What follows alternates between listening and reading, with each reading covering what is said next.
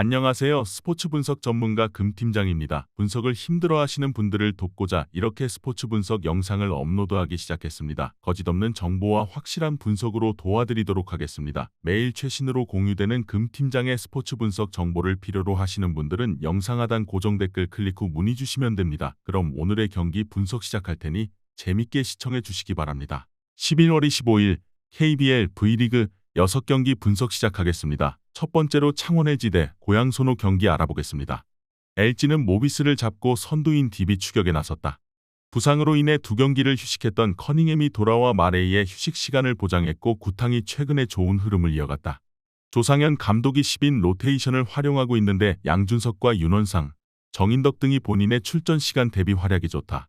손호는 리그 선두인 DB를 맞아 전반을 압도하며 대열을 낙라했지만 후반에 역전패했다. 경기 이후 김승기 감독과 DB 단장 간의 욕설 섞인 언쟁까지 나오는 등 여러 가지로 시끄러웠던 경기를 패했기에 더 아쉬운 결과였다. 그래도 이정현이 다시 한번 30득점을 몰아치며 이번 시즌 최고의 가드임을 과시했고 오누아쿠가 골밑에서 활약했다. 벤치 지원만 있다면 중위권 경쟁도 기대할 만하다. LG의 승리를 본다. 오누아쿠가 합류한 손호의 전력도 좋아진 건 사실이다. 김강성과 최현민, 한호빈 등 베테랑들의 활약도 있다. 그러나 전성현의 부상 이탈 이슈는 작지 않다. 마레이가 오누아쿠와의 메인 외인 대결을 밀리지 않을 것이고 양홍석과 이관희가 주전 구간에서 상대의 리드를 내주지 않을 LG가 승리할 것이다. 이번 경기 창원 LG 승을 추천합니다. 핸디 언어버 및 최종 조합은 고정 댓글 링크를 통해 가족방에서 확인해주세요. 두 번째로 서울 삼성 대 울산 모비스 경기 알아보겠습니다. 삼성은 높이의 우위를 앞세워 가스공사를 제압했다. 니콜슨을 조기에 파울아웃시킨 코번이 더블더블을 기록했고 레인도 모처럼 20분의 출전 시간 동안 19점을 터뜨렸다. 상대의 경기력이 워낙 좋지 않았던 점도 있지만 모처럼 베테랑들의 활약도 있었는데 이정현이 살아났고 김실애도 공격 상황에서 적극성을 보였다. 모비스는 LG 원정에서 경기 내내 상대에 밀리며 21점 차로 패했다. 장재석과 알루마의 12점이 팀 내 최다 득점이었을 정도로 빈공에 시달렸는데 3점슛 2개를 성공한 선수가 없었고 프림도 골밑에서 야투 기회를 얻지 못했다. 김지환과 신민석 등 20분 정도를 출전하는 선수들의 경기력 기복도 아쉽다. 프림도 분명히 좋은 빅맨이지만 코번의 피지컬을 감당하긴 어렵다. 그러나 삼성은 외곽에서 해줄 선수가 부족한 데다 벤치 전력이 떨어진다. 이우석이 최승욱과 이동엽 등의 수비를 이겨내며 득점을 이끌 것이고 장재석과 함지훈이 이원석의 골밑 침투를 저지할 모비스가 우세할 것으로 예상된다.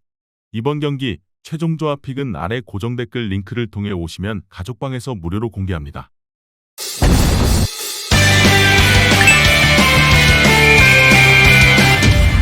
세 번째로 부산 KCC 대 한국가스공사 경기 알아보겠습니다.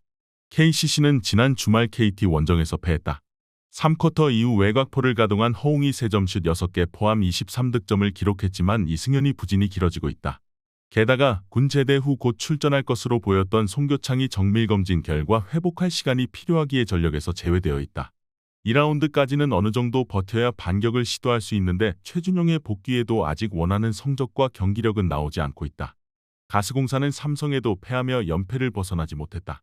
부상 이슈가 있던 김낙현이 선발 출전했지만 4분 출전에 그치며 시도한 3차례 야투를 모두 실패했고 니콜슨이 3쿼터 이른 시간에 파울아웃됐다. 이대현은 절정의 야투 감각을 보여줬지만 다른 선수들의 지원이 늘 아쉽다. KCC의 승리를 본다. 김낙현이 출전 시간을 가져가기 어려운 상황이기에 벨란겔과 양준우가 백코트로 나서야 하는데 허웅이 나설 홈팀 상대로 어려운 경기가 예상된다. 비슷한 유형의 니콜슨 상대로는 더 코트를 활기차게 누빌 존슨의 활약이 기대되고 최준용이 상대 매치업을 공략할 KCC가 승리할 것이다. 이번 경기 부산 KCC 승을 추천합니다. 핸디 언어버 및 최종 조합은 고정 댓글 링크를 통해 가족방에서 확인해주세요. 네 번째로 BNK 썸 대 하나원큐 경기 알아보겠습니다. 썸은 월요일 경기에서 KB에 완패했다.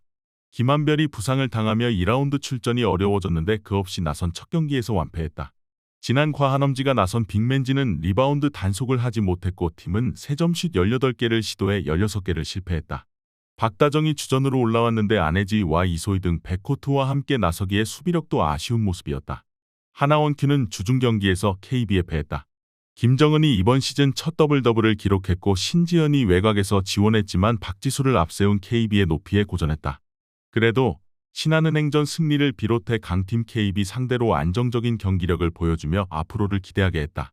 썸의 홈이지만 김한별의 결장이 크게 느껴질 수 있다. 썸은 박다정과 김정은 등이 포워드진으로 나서야 하는데 하나의 김정은과 정예림의 공격 본능을 막아내긴 어렵다. 신지연이 안혜지의 낮은 키를 잘 공략할 하나가 우세할 것으로 예상된다. 이번 경기 최종 조합 픽은 아래 고정 댓글 링크를 통해 오시면 가족방에서 무료로 공개합니다.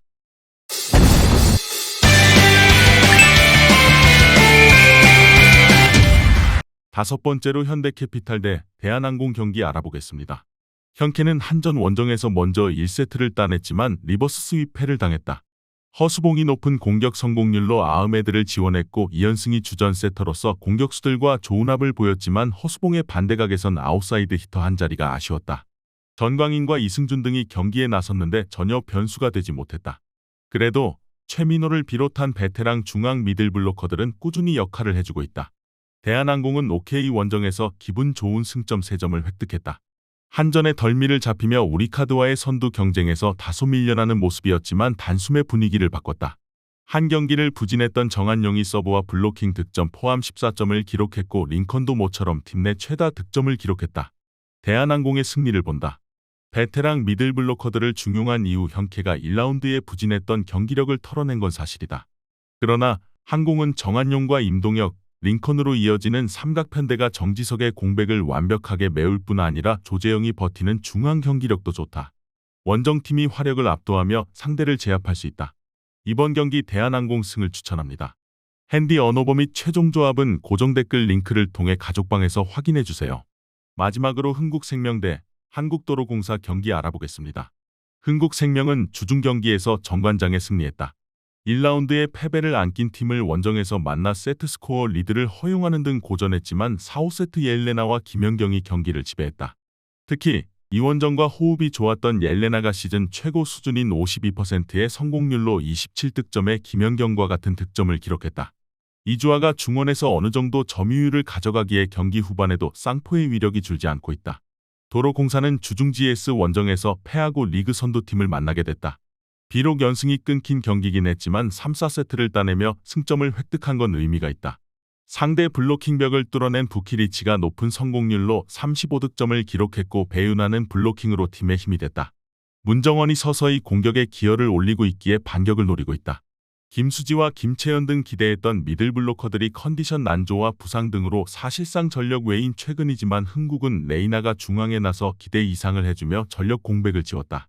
옐레나와 김연경이 좌우를 가리지 않고 공격 득점을 해줄 흥국이 우세할 것으로 예상된다.